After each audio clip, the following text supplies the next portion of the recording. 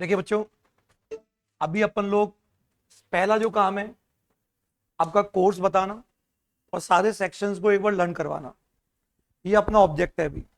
ठीक है, तो एक बार आपने जो इंडेक्स बनाया वो देख लो, आप निकाल लो फटाफट, ताकि एक बार अपन सेक्शन रिवाइज करके फिर आगे बढ़े।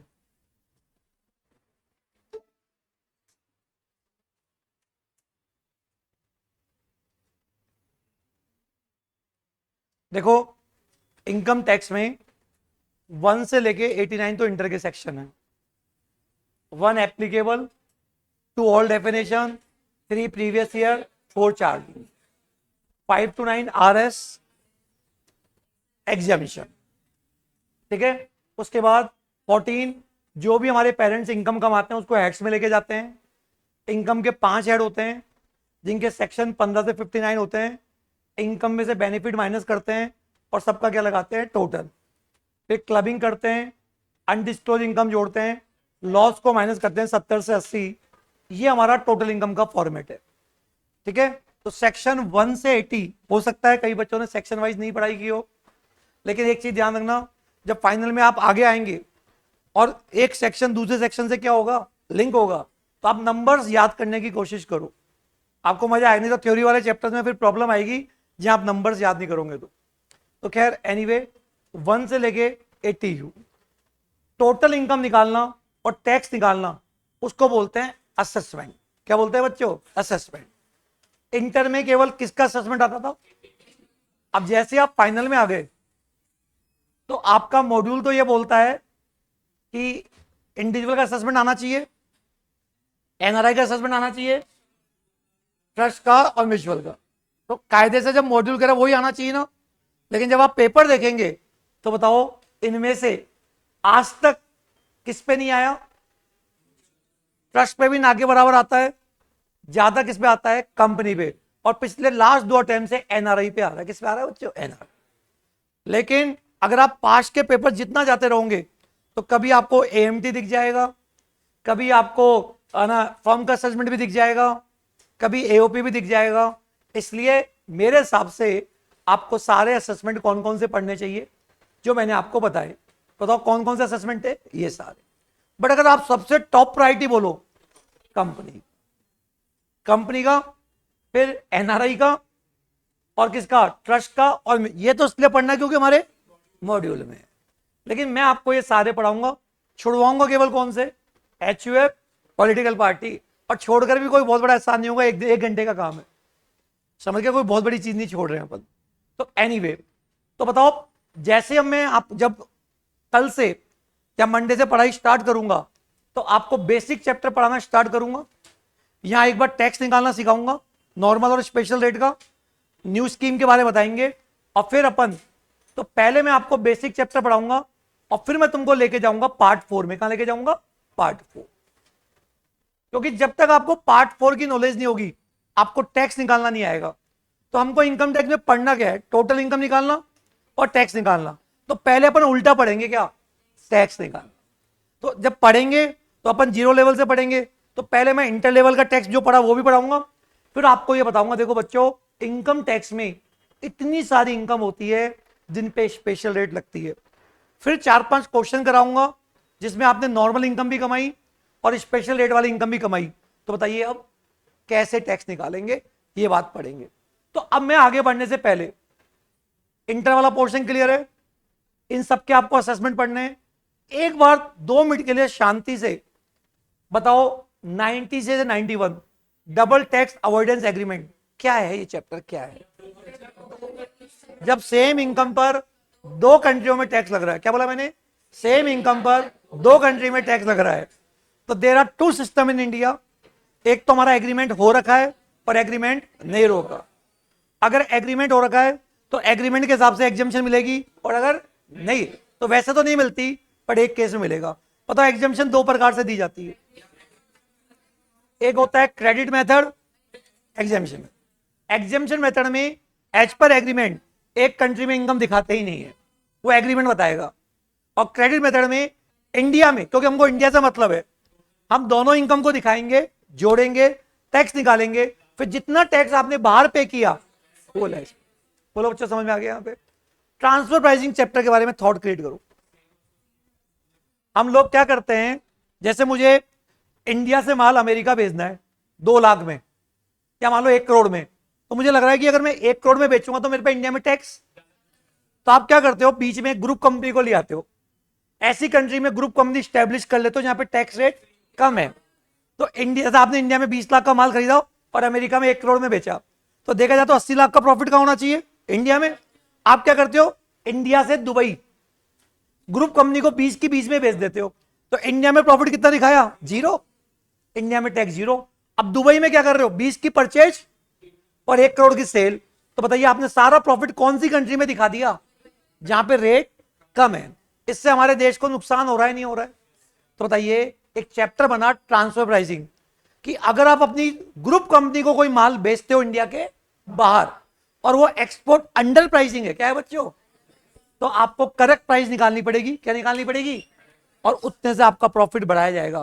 प्रॉफिट बढ़ा तो इनकम बढ़ी, इनकम बढ़ी तो टोटल इनकम बढ़ी, और टोटल इनकम बढ़ी तो टैक्स बढ़ी। समझ में आ गया? ये प्राइमरी और सेकेंडरी एडजस्टमेंट, केवल कागज के टुकड़े में इनकम बढ़ा दो, किताबों में कोई एडजस्टमेंट मत करो और टैक्स पे कर दो, इससे ही काम चल जाएगा, या वो पैसा इंडिया में भी आना चाहिए।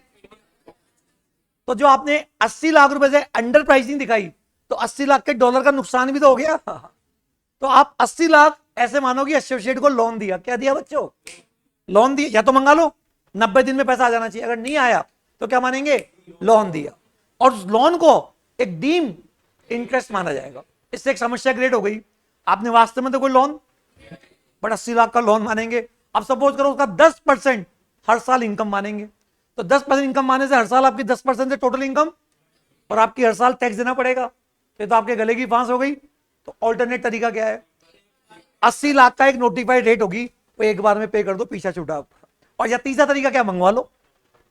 तो या तो मंगवा लो, बच गए, या इंटरेस्ट इनकम बनाते जाओ, या वन टाइम टैक्स पे कर दो apart from normal income tax, दो हो जाएगा। बोलो बात समझ में आ गई क्या? एनजे क्या है? एनजे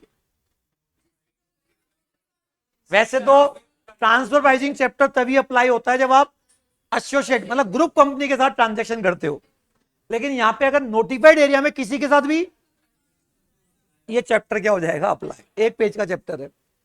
अब बताओ, अगर आपको इस चैप्टर का तोड़ करना है, इस चैप्टर का तोड़ लाना है, तोड़ क्या है, ग्रुप कंपनी को मार्केट प्राइस पे माल बेचो और मार्केट प्राइस से खरीदो, तो ये चैप्टर अप्लाई नहीं होगा। ये चैप्टर कब अप्लाई होगा, जब एक्सपोर्ट अंडर प्राइस की है या import over price. Market value पे करो ना, तो अगर आप मार्केट वैल्यू पे करोगे तो ये चैप्टर का बाईपास कर दिया ना तुमने, बताओ। लेकिन आपने दूसरा तरीका क्या किया, तुम्हारी 100 करोड़ की सेल, 20 लाख के खर्चे, 80 लाख का प्रॉफिट आ रहा था, आपने बिना बात ही अपनी ग्रुप कंपनी से क्या ले लिया, लोन, बिना बात ही अपनी ग्रुप कंपनी से मार्केट वैल्यू पे, और सपोज करो उसको यहां बैठ के 60 लाख का इंटरेस्ट दिखा दिया, अब मार्केट वैल्यू पे, तो ये चैप्टर अप्लाई नहीं होगा। तो बताइए, आपने अपना टैक्स 0 कर लिया। तो अब इनकम टैक्स में क्या लिखा हुआ है, इस 0 में वापस 60 जोड़ो, कितना हो गया, 60। 60 का 30%, 60 का कितना, केवल 18 अलाउड होगा। नहीं, किसका, आप प्रॉफिट का बोल रहे हो ना, 60 80 हो गया, 80 का 30% कितना, 24, बस उतना अलाउड होगा, बाकी अलाउड नहीं। ऐसी बात पड़ेगी, मतलब इंटरेस्ट पूरा अलाउड होगा, लिमिट वापस देख लो। 100 करोड़ की सेल, एक्सपेंस कितना, 20, और यहां पे आपने इंटरेस्ट दे रखा कितना, 60। बताओ प्रॉफिट कितना आ रहा है, 20। प्रॉफिट कितना आ रहा है, इसको एक और वापस जोड़ लो, 80 का 30%। तो ये जो 60 है ना, ये 60 नहीं, केवल 24 अलाउड होगा, तो इससे प्रॉफिट ऑटोमेटिक बढ़ जाए। लिमिटेड वैल्यू ऑफ इंटरेस्ट, नाम से ही पता चल रहा है, बताओ क्या, इंटरेस्ट एक लिमिट तक ही क्या होगा, अलाउड। लेकिन कब, जब किसको पे किया है, एसोसिएट को। थर्ड पार्टी को कितना भी करो कोई प्रॉब्लम नहीं। आई होप ये सारा समझ में आ गया होगा आपको। गार क्या होता है, गार, इनकम टैक्स में आपने क्लबिंग चैप्टर पढ़ा, क्या था क्लबिंग, हस्बैंड अपनी इनकम को वाइफ को डाइवर्ट करता था, हस्बैंड के पैसे से वाइफ कमाएगी तो आप ही में जुड़ेगी, बोलो। गिफ्ट, आप फर्जी वाला गिफ्ट लेते थे, इनकम टैक्स में कई फर्जीवाड़ों को रोकने के लिए, कई टैक्स अवॉइडेंस को रोकने के लिए प्रोविजंस बने हुए हैं। तो जिसके लिए ऑलरेडी प्रोविजंस बने हुए हैं उनको तो हम क्या बोलते हैं, सार। क्या बोलते हैं, स्पेसिफिक एंटी अवॉइडेंस। और ऐसे टैक्स अवॉइडेंस जिनको, अच्छा एक बताओ, ये भी तो सार ही है। ट्रांसफर प्राइसिंग भी तो क्या चोरी कर रहा था उसको रोका ना, लिमिटेड वैल्यू भी क्या है, सारी तो है। तो ऐसे प्रोविजन जिनको रोकने के लिए इनकम टैक्स में प्रोविजंस नहीं है तो उन पे क्या अप्लाई होगा, गा। थ्योरेटिकल चैप्टर बच्चों कोई खास बात नहीं है। बोलो अब इसमें क्या क्या जोड़ दो आप, ये सारे चैप्टर प्लस जो ऊपर आपने क्या पढ़ा था एनआरआई का, वो जोड़ दो, एनआरआई का असेसमेंट। ये सब जोड़ने के बाद जो पेपर आता है, एक वो अपने आरएस चैप्टर पढ़ा था, ये सब जोड़ लो, ये पेपर तुम्हारा 40 से 50 मार्क्स का आता है।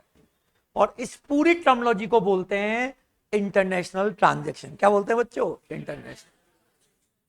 तो तुम्हारे मॉड्यूल में जो 60-40 का रेशियो है ना, बस ये पार्ट मॉड्यूल 3 तुम्हारे लिए बहुत क्या हो गया, इंपॉर्टेंट हो गया। और भर भर के क्वेश्चन मिलेंगे। जब आप पेपर देखोगे तो आपको पता क्या लगेगा कि सारा पेपर ही किससे आया है, इंटरनेशनल का। क्योंकि हर सेकंड क्वेश्चन में ये चैप्टर आएगा। ओके, मैं पेपर भी खोल के दिखाऊंगा आपको। एक बार मैं पहले पूरा सिलेबस बता दूं क्या है, बताओ मैंने कहां तक पहुंचा दिया आपको, 100। तो एक बार मेरे साथ सारे बच्चे 1 to 89 तो इंटर, 90 से 102 ये हो गया, 103 से 109 है ही नहीं, हट गए। अब आ रहा है 110 से 115, लिखो पार्ट 4। पार्ट 4 तो आपको मेरे कितने मॉड्यूल मिलेंगे, 3, 1, 2 और क्या 3। अब आ रहा है पार्ट 4, टेबल बना लो, पार्ट 4।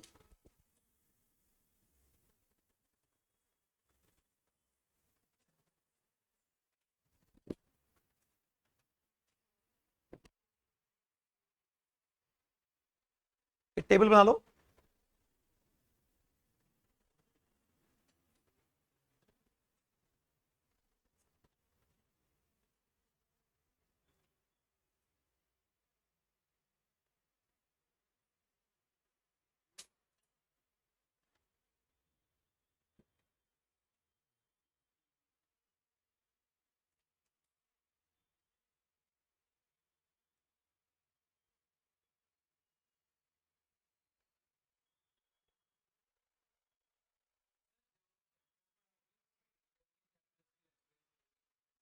एक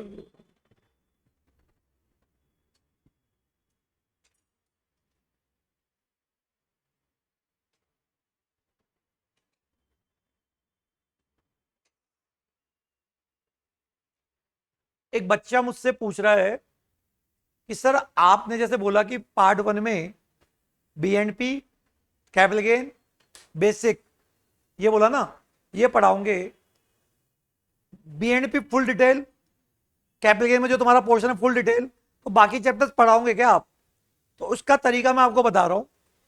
जैसे अपन सीक्वेंस में चलेंगे, मैं आपको वो जो चैप्टर है उसको बोल के कहूंगा कि एडवांस में पढ़ गया, जैसे हाउस प्रॉपर्टी, उसका 1 घंटे का लेक्चर लूंगा, आपको पूरा रिकॉल करा दूंगा। फिर वहां पे एक ऑब्जेक्टिव क्वेश्चन फ्रेम करूंगा, क्या करूंगा, एक पेपर, और वो पेपर आपको क्या करना है, सॉल्व। अगर वो पेपर आप सॉल्व कर लेते हैं, इसका मतलब आपको उन चैप्टरों की क्या है, नॉलेज है। समझ गए बात को? ये प्रोसेस करेंगे अपन।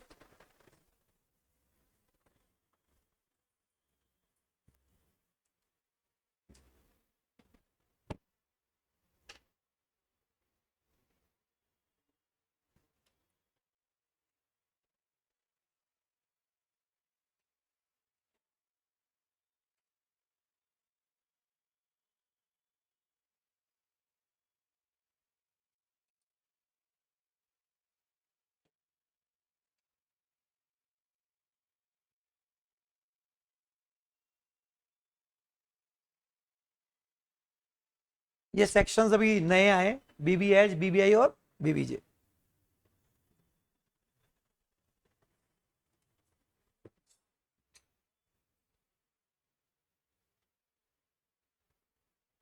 आजकल काफी हॉट टॉपिक है कौन सा, न्यू टैक्स रिजीम, इनके सेक्शन यहां मिलेंगे आप।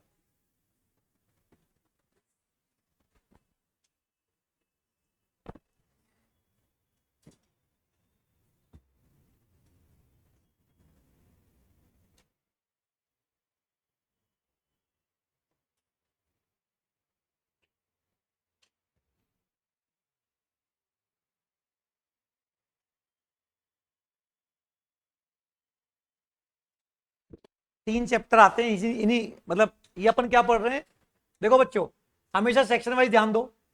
1 to 89, 90 से कौन सा, 102, ये मैं बता चुका हूं। देखो 90 से कौन सा, देखो 1 2 क्या, इंटर, 90 से 102 इंटरनेशनल ट्रांजेक्शन, 103 से 109 है ही नहीं, और इधर चल रहा है 110 से 115, और फिर 116 से 298 क्या आती है, थ्योरी। और थ्योरी का मॉड्यूल मैं आपको दिखा देता हूं, ये पूरा मॉड्यूल है, इतना सा है जिसमें थ्योरी थ्योरी है, समझ गए, यहां पे ये थ्योरी।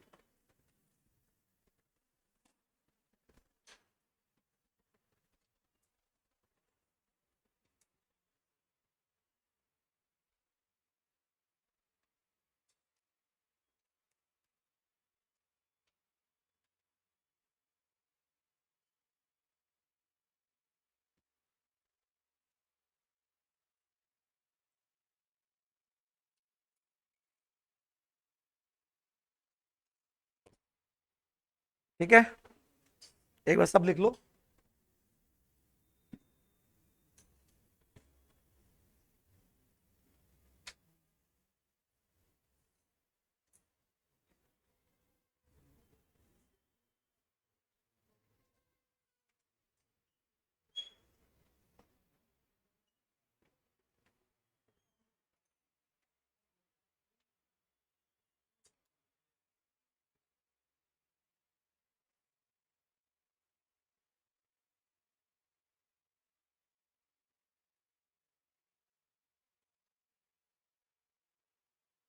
देखो अगर तुम मेरे से ये पूछते हो कि सर पेपर इस पेपर स्पेसिफिक पढ़ा दो, मतलब कि जो एग्जाम में आता उतना पढ़ा दो, तब तो ये पार्ट 4 जो है ना, ये मान के चलो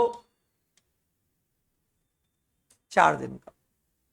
एक आप मेरे को बोलते हो कि सर एक एक section with example with detail, क्योंकि पास होना इंपॉर्टेंट नहीं है, नॉलेज भी कोई इंपॉर्टेंट चीज है, तो आपको ये पूरा टॉपिक जो अपन देख रहे हैं बोर्ड पे, ये आप पढ़ेंगे 20 से क्या 25 दिन, ऑलमोस्ट 1 महीना। इसमें आता क्या है मैं तो आज ही बताता हूं आता क्या है। अगर तुम मेरे से पेपर भी पूछोगे ना, इनकम टैक्स में आपको पता है 2 प्रकार की रेट होती है, एक नॉर्मल एक स्पेशल। जो रेट बजट में दी होती है, जो रेट वो तो होती है नॉर्मल रेट, और ऐसी रेट जिनके लिए इनकम टैक्स में क्या बने हुए सेक्शंस, उनको बोलते हैं स्पेशल रेट। तो जो रेट बजट में दी होती है उसको तो क्या बोलते हैं नॉर्मल, और जिनके लिए सेक्शन बने उसको बोलते हैं स्पेशल रेट। आपने इंटर में short term capital gain on equity share sold in RSE 15% लगेगा, पढ़ा था। Any long term capital gain, any 20%। Long term capital gain और equity share sold in RSE, जहां 1 लाख तक तो एग्जाम होता था, रेट लगती थी 10%। लॉटरी इनकम पे 30%, और अनडिस्क्लोज इनकम पे 60+ और 78। ये 5 पढ़ते थे, और जब मैं बेसिक चैप्टर स्टार्टिंग में पढ़ाता था तो इन 5 इनकम पे आपको मैं 3-4 क्वेश्चन भी करवाता था। कई बच्चों का वो जो फॉर्मेट है वो करना नहीं आता, उनको ये तो पता है कि नॉर्मल इनकम क्या होती है, स्पेशल रेट क्या होती है, तो सुना है उन्होंने, लेकिन उनको इसका क्वेश्चन सोल्व करना नहीं आता। तो अपन इनके काफी क्वेश्चन करेंगे, तुमको एक यूनिक फॉर्मेट बताऊंगा जहां तुम्हारा पूरा कॉन्सेप्ट क्लियर हो जाएगा। तो अभी तो ओवरव्यू चल रहा है इसलिए मैं अभी ज्यादा बोलूंगा नहीं इसके बारे में, लेकिन सुन लो एक बार फिर भी मैं बता देता हूं ये है क्या। जैसे 111A, इनकम टैक्स में 1 2 3 4 5 6 7 8 9 10 11 12 13 13 ऐसी इनकम है जिसपे स्पेशल रेट से क्या लगता है, टैक्स। तो सपोज करो तुम्हारे पेरेंट्स, सपोज कीजिए तुम्हारे पेरेंट्स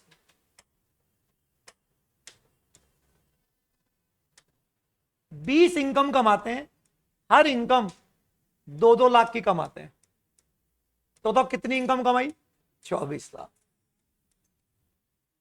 24 लाख, 20 लाख 4 लाख हो गया ना, 2 लाख की एक इनकम तो 20 हो गया ना,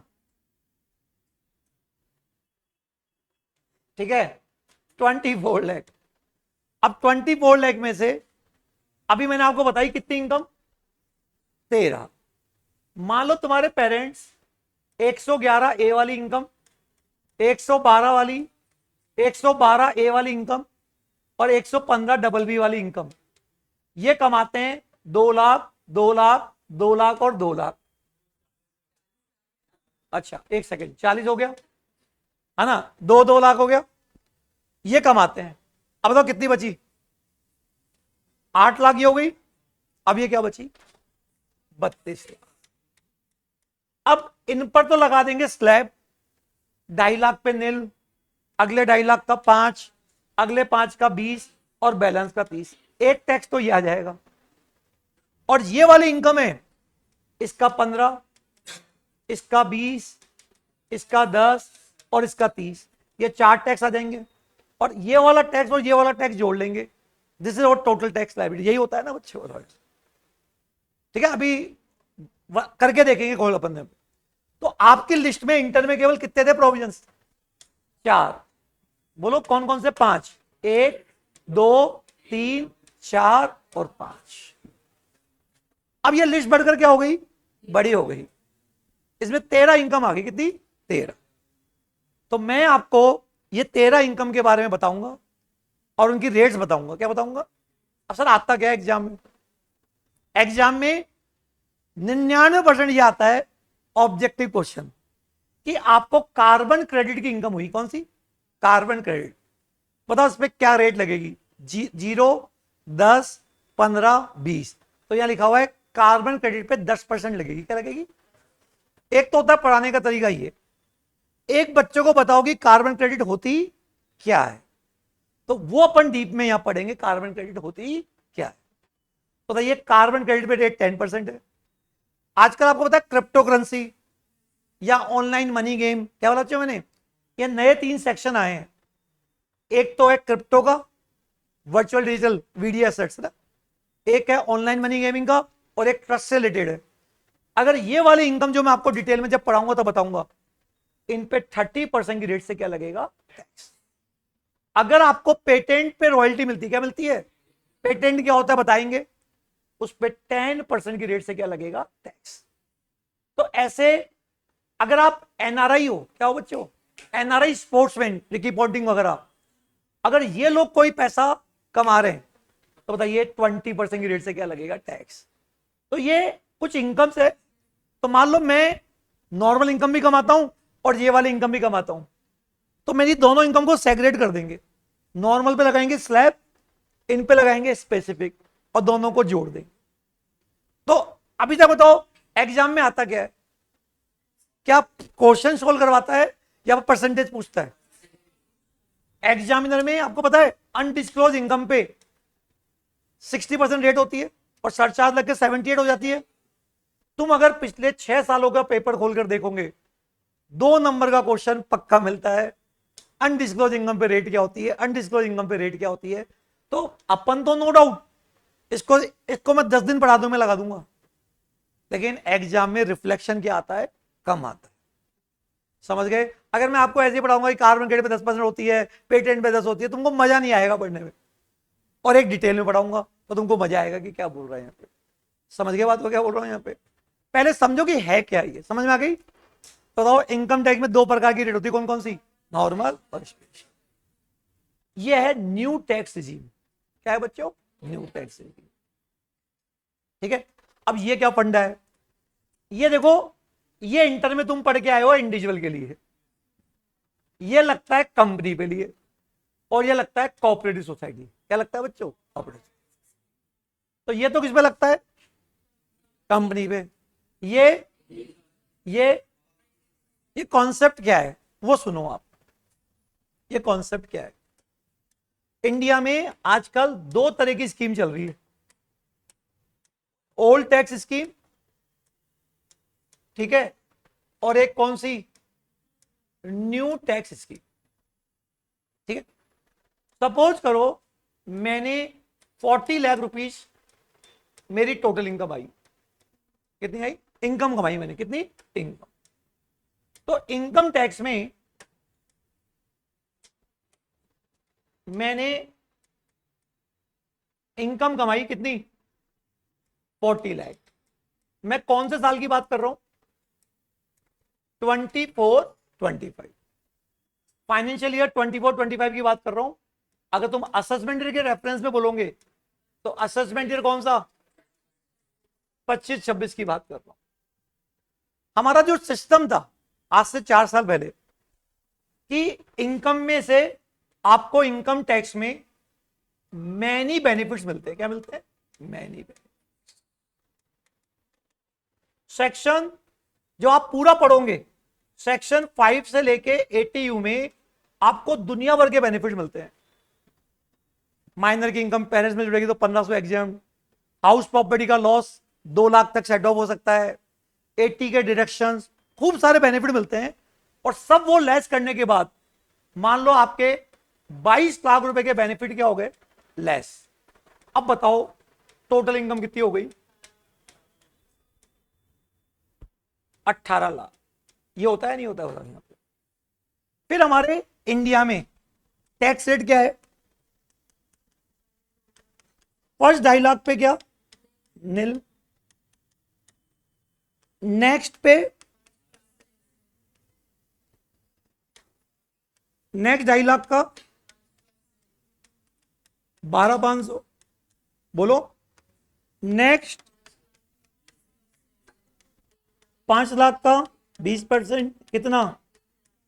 अभी अपन पढ़ रहे हैं, ओवरव्यू टाइप चल रहा है, पढ़ाई चालू हुई क्या, अभी अपन पहले सारे सेक्शंस को क्या कर रहे हैं, बता रहे हैं, फिर डिटेल में 1 बाय 1 पढ़ेंगे कि क्या बोल रहे हैं यहाँ पे। क्योंकि मेरा पहला पर्पज है, मैं सेक्शन याद कराना चाहता हूं, क्योंकि मेरा मानना है कि सेक्शन याद करने से पढ़ाई आसान हो जाती है, ठीक है।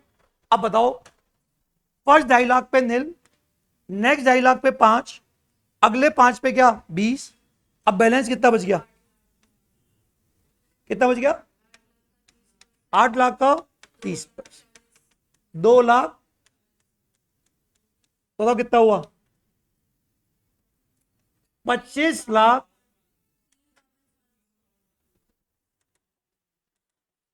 352। ये मेरा टैक्स बनता है अगर आप ओल्ड स्कीम में कमाते हो। लोगों का एक कहना है कि यार टैक्स रेट बहुत ज्यादा है, टैक्स रेट बहुत ज्यादा है, 30% टैक्स है। तो सरकार ये बोलती है, अरे मेरे भाई तू हमेशा टैक्स रेट के पीछे पड़ा हुआ है, तेरे को ये नहीं दिखता कि हम तेरे तुरंत 40 लाख पे थोड़ी टैक्स लगा रहे हैं। पूरे इनकम टैक्स में इतने सारे प्रोविजंस बना रखे हैं और तेरे को बहुत सारे बेनिफिट देते हैं, एचआरए की एग्जम्पशन, ये एग्जम्प्ट, ये एग्जम्प्ट, ये एग्जम्प्ट, उसके बाद टैक्स लगाते हैं। अगर तू देखे एवरेज 40 लाख का 352 को 40 से डिवाइड कर, 352 को 40 से डिवाइड कर इनटू 100 कर, तो 9% जो लगा टैक्स। तो बिना बात ही शोर मचा रहा है, लेकिन बच्चा नहीं मानेगा। ये वही वाली बात हो गई कि जैसे मान लो मैं इंटर में पढ़ाने में 6 महीने लेता हूं, है ना, इंटर में पढ़ाने में 6 महीने, और क्या कोई इंस्टीट्यूट मान लो 2 महीने पढ़ा रही है, ठीक है। अब आप तो कहेंगे कि क्या 2 महीने वाला बढ़िया है, अब मैं कितना भी सर फोड़ता रहूं क्या। अरे भाई मैं तेरे को आरएस चैप्टर में 30 क्वेश्चन कराता हूं, तेरे मॉड्यूल में 8 ही है। तेरे को बीएनपी के मैं बड़े बड़े क्वेश्चन इतने सारे कराता हूं, तेरे तो इतने ही नहीं है। बच्चा नहीं नहीं नहीं सर, हमको तो वही अच्छा लगता है जो 3 महीने में करा दे, घुमा दे, फिरा दे, पार्टी दे, वही अच्छा लगता है बच्चा, कोई मतलब नहीं है आपको। तो सरकार को पता है इनको कितना भी समझा दो इनके समझ में नहीं आएगी, मोटी बुद्धि है ये। तो सरकार एक नई स्कीम लेके आई, बोला एक काम करो, तुमको ये तो दिख नहीं रहा ना हमने कितने बेनिफिट किए, हम तुमको कितने क्वेश्चन करा रहे हैं, कितना डीप में पढ़ा रहे हैं, बोलो 1 2 सेक्शन याद करवा रहे हैं, लेकिन नहीं। तो सरकार ने कहा एक काम करते हैं, यहां पे क्या आई, इनकम आई कितनी 40 लाख। और अब तुमको हम मैनी बेनिफिट की जगह लिमिटेड बेनिफिट देंगे। क्या देंगे? Limited benefit. मतलब जो इनकम टैक्स में मान लो 100 बेनिफिट है ना, तो हम तुमको है ना 20 बेनिफिट उड़ा रहे हैं, ये नहीं मिलेंगे। छोड़ो उस बेनिफिट को, तुम चाहते हो ना 3 महीने में कोर्स हो जाए इधर, तो ठीक है, मैं भी अब 4-4 क्वेश्चन कराऊंगा। मैं भी क्यों कराऊं 40 क्वेश्चन, उड़ा देंगे। ठीक है ना? यहाँ पे बोलो तो एक सेकेंड। अब लिमिटेड बेनिफिट क्या हो गया बच्चों? Limited benefit. अब लिमिटेड बेनिफिट हो गए, तुम्हारा कितना हो गया? 10 लाख। अब बताओ टोटल इनकम कितनी हो गई? अब बेनिफिट जब छीनेंगे तो इनकम तो बढ़ेगी। अब बताओ इनकम बढ़ गई ना, अब सरकार ने क्या कर दी? रेट कम कर दी। रेट कम कर दी। अब रेट क्या कर दी? फर्स्ट 3 लाख, रुक जाओ भी, फर्स्ट 3 लाख नील। 1 जुलाई 24 को अमेंडमेंट आ गया। नेक्स्ट क्या?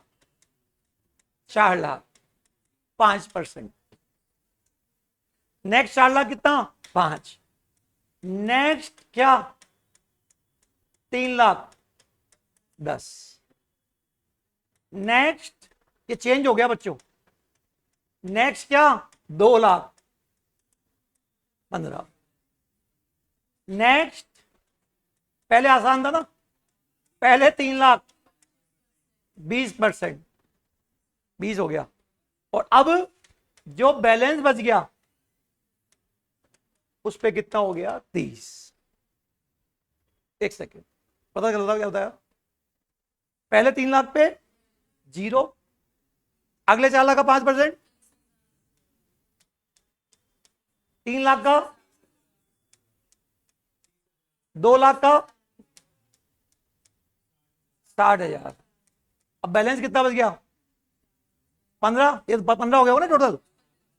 15 का 30, 15 का 30, 4 लाख। अब टोटल लगाना सर, बोलो लगाना टोटल। 5 लाख। अब बताओ, अब कौन सा अच्छा है? बताओ बताओ कौन सा अच्छा है? बोलो अब बताओ कौन सा अच्छा है? सर आप तो पूरा पढ़ाओ, ढंग से पढ़ाओ। बोलो यही तो अच्छा है। हुआ नहीं हो मुझे बताओ यहाँ पे। तो सरकार को पता है, क्या पता है? कि लोग मानेंगे नहीं। लो रेट कम कर दी। क्या कर दी? तो बताओ क्या है न्यू स्कीम? आपको इनकम टैक्स में मान लो 1,000 बेनिफिट मिलते हैं, न्यू स्कीम में आपको लिमिटेड बेनिफिट छोड़ने पड़ेंगे। तो पहले आपको पूरे बेनिफिट पढ़ने पड़ेंगे, फिर फाइनली मैं एक लिस्ट बताऊंगा कि ये वाले बेनिफिट को छोड़कर बाकी सब ले लेना। समझ में आ गई बात? आप एग्जाम कब दे रहे हैं?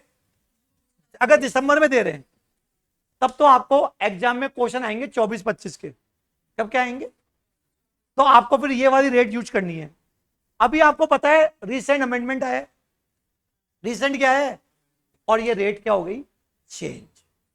अब अगर एग्जाम में 24-25 का क्वेश्चन आएगा तो आप, ये तो ओल्ड रेट तो कभी चेंज हुई नहीं, ये लगाना।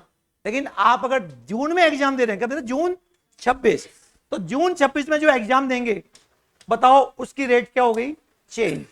तो अब कोई बंदा अगर 25-26 में कमाएगा तो पहले 4 लाख पे 0, अगले 4 लाख पे 5, अगले 4 पे 10, अगले 4 पे 15, अगले 4 पे 20, अगले 4 पे 25, और अगले, अब जो बैलेंस बच गया उस पे क्या लगेगा? 30।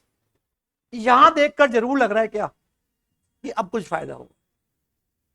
यहां देखकर जरूर लगेगा कुछ फायदा हो। समझ गए? तो अब मुझे बताओ करना क्या है? सर ओल्ड हट गई क्या? हड्डी वड्डी कुछ नहीं। पहली बात तो आप एग्जाम कौन सा क्वेश्चन सॉल्व कर रहे हो? 24-25 तो ये होगा, और अगर कौन सा कर रहे हो 25-26, ये और ये हो। अब सुन लो, बाय अब आपके पास चॉइस है। क्या है बच्चों? आपको लगता है कि हमको पुरानी स्कीम में फायदा है तो आप पुरानी में चले जाओ, आपको लगता है नई में फायदा है तो नई में चले जाओ। तो न्यू स्कीम कोई खतरनाक नहीं है, बस एक लिस्ट दूंगा कि ये वाले बेनिफिट माइनस मत करना। समझ में आ गई बात यहां पे? तो बताइए आपको कौन सी याद करनी है, कंफ्यूज क्यों? आपको डिसाइड कर लो मेरे को एग्जाम कब देना है। एग्जाम जब देना है, अगर तुमको दिसंबर में देना, दिसंबर 25, तब तो ये याद रखना, क्योंकि 24-25 के लिए ये नियम है और 25-26 के लिए ये। हाँ 4 लाख, मतलब एक सेकंड, एक सेकंड। तो देखो 24-25 में तो अलग रेट है, और अगर आप क्वेश्चन किस साल का कर रहे हो तो वहां पे लगेगा 4 लाख वाला नहीं। कौन सा लगेगा? 4 लाख। समझ में आ गई बात है मैं क्या बोल रहा हूं? तो खैर नहीं वे, अब क्लियर है यहां तक की बात। अब सर बाय डिफॉल्ट स्कीम कौन सी है? जैसे हम आईटीआर भरते हो ना, आईटीआर, तो वहां पे आपके पास भी चॉइस है, ये ले लो ये ले लो। तो आईटीआर में ऐसा लिखा होता है, बॉक्स बने आते हैं 2, तो बाय डिफॉल्ट न्यू है। मतलब अगर कोई आदमी चुनता नहीं है, कोई को नॉलेज ही नहीं है, तो बाय डिफॉल्ट न्यू स्कीम होगी। क्या होगी बच्चों? New scheme.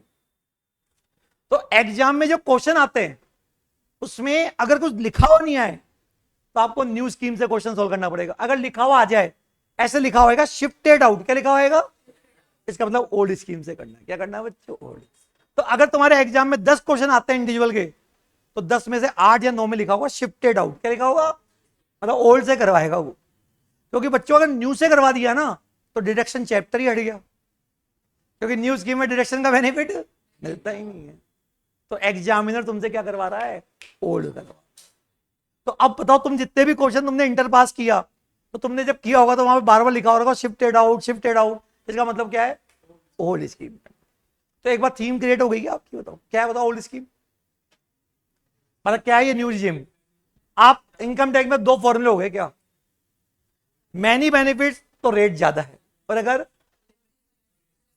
आपके पास चॉइस है कि कोई सा भी चुन लो। लेकिन अब सुनना, 25-26 में 99% लोग कहां जाएंगे? New scheme. सरकार यही चाहती है कि लोग कहां चले जाए। क्यों? क्योंकि देखो जब बेनिफिट है, क्या बोला मैंने, तो कई लोग बेनिफिट के लिए एलिजिबल नहीं है, फिर भी बेनिफिट लेंगे, फर्जीवाड़ा करेंगे। एचआरए की एग्जामिनेशन के लिए आप एलिजिबल ही नहीं हो, फर्जी रेंट पेड दिखाओगे। तुम तो खुद के घर में रहते हो, तुम्हारे पेरेंट्स के साथ रहते हो, लेकिन बेनिफिट लेने के लिए रेंट पेड दिखा दोगे किसी को और इनकम टैक्स में बेनिफिट ले जाओगे। तो तुमने बहुत फर्जी, तुम्हारा किसी चीज के लिए एलिजिबल नहीं हो, बट फिर भी बताओ क्या कर रहे हो? फर्जी बिल बना बना के क्या ले रहे हो? तो सरकार को लगता है कि यार ये बहुत माथापच्ची हो रही है, लोग चोरी कर रहे हैं, चोरी तो वैसे भी कर रहे हैं, तो सरकार करो इसको हटा ही दो ना एग्जामिनेशन को। तो सरकार ने क्या कर दिया? हटा दिया, ताकि लोग चोरी करना क्या करे? कम। समझ गए? तुम्हारे लिए तो कुछ चीज नहीं हो, बच्चों के लिए तो बताओ क्यों? तुमको तो दोनों करना है तुमको तो ओल्ड भी करना है, और हाँ तुम्हारे लिए अच्छा पता कब होगा? जिस दिन ओल्ड सिस्टम बंद हो जाए।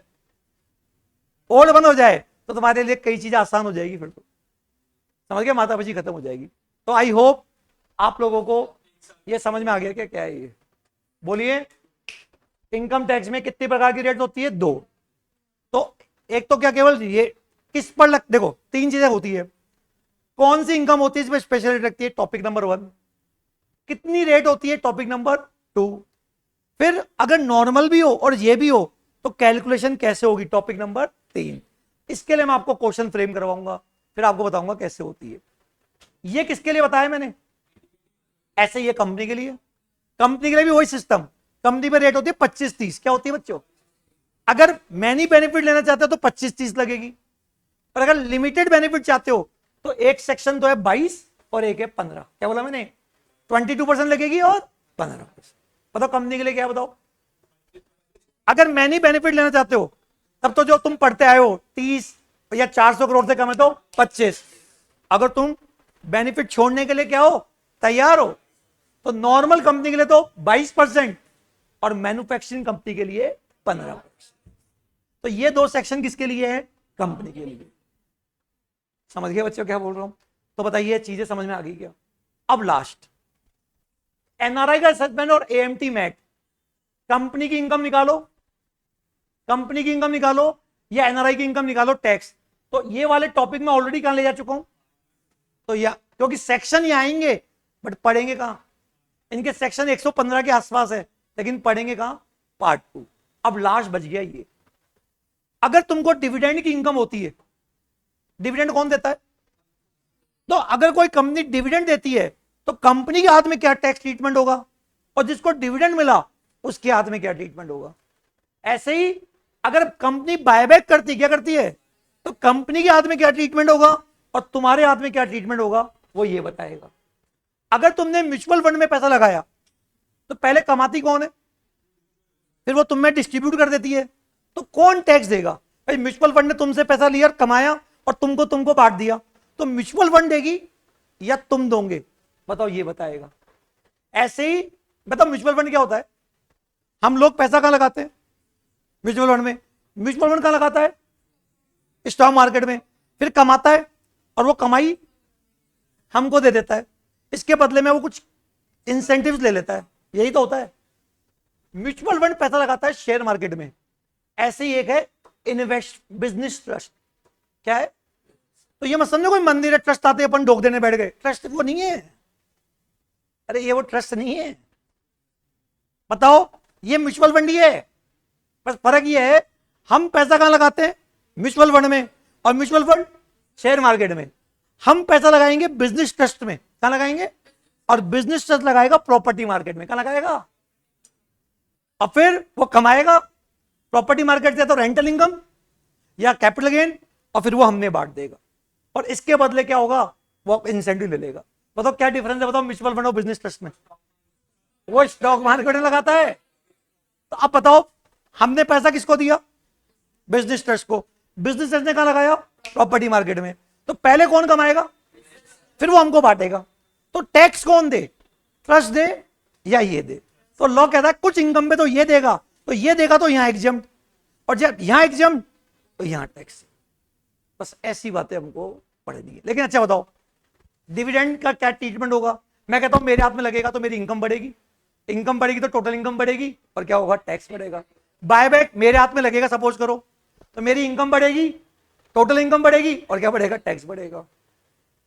बोलो ना, म्यूचुअल फंड से पैसा कमाएंगे तो इनकम बढ़ेगी, कुछ भी पढ़ लो, बताओ इंपैक्ट क्या आएगा, इसका इंपैक्ट टैक्स पे आएगा, इसका इंपैक्ट भी टोटल इनकम।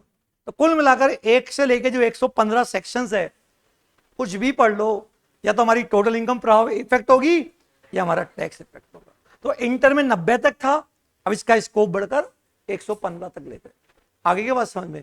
इस तरह से मेरे प्रैक्टिकल चैप्टर्स का ओवरव्यू क्या हुआ, खत्म।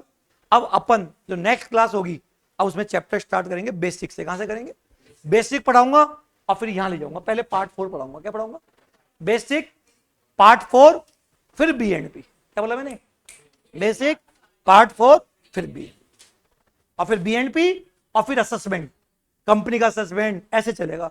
तो पहला पार्ट 1 का केवल बेसिक, फिर पार्ट 4 पढ़ेंगे, फिर वापस पार्ट 1 पे आएंगे, फिर पार्ट 1, 2 और 4 ऐसे पढ़ेंगे, फिर 3 अलग और 5। आई होप बात समझ आ गई हो। जहाँ पे